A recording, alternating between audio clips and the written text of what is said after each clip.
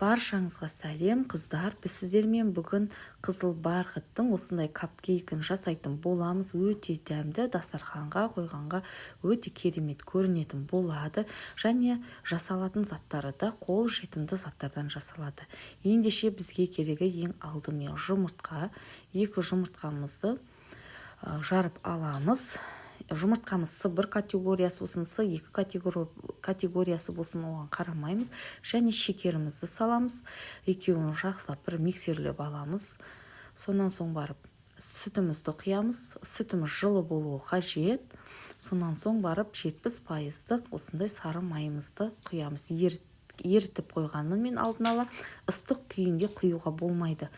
Жылытып кішкене солай құйсаңыздар болады. Енді бізге ұнымыз қажет. Ұнымызға какаоамызды және разрыхителімізді саламыз.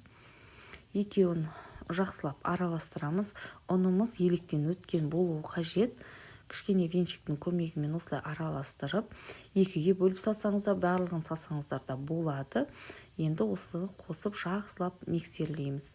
Бізге осыдан кейін миксерлеп болған соң бізге қызыл бояу қажет болады. Мінекей бізде осындай массаж шықты. Қызыл бояуымыздан чайная ложкамен 1 чайная ложка салсаңыздар болады. Менде осындай құрғақ бояу, өздеріңіз қандайы бар, соны пайдалана беріңіздер. Мінекей осындай бізде қып-қызыл әдемі теста шықты. Енді капкейктің формаларына осылай 1-1,5 қасықтан құйып шықсаңыздар болады. Және толтырмай құйыңыздар, себебі толтырсаңыздар піскен кезде көтеріп сыртына шығып кетеді. Кішкене осылай ұрын құрап жіберіп, енді қызып тұрған пешімізде 170 градуста пісіріп аламыз. 30-35 минутта піседі. Мінекей біздің капкейктеріміз пісіп шыққан түрі мұны.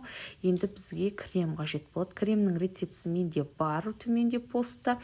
Яғни крем чизді пайдаланамыз. Мінекей осылай бетіне насадкамызбенен әдемі етіп осылай гүлдің формасын жасаймыз. Және де өз қалауларыңызша бетіне қандай оформление жасағыларыңыз келеді, соны жасауларыңызға болады.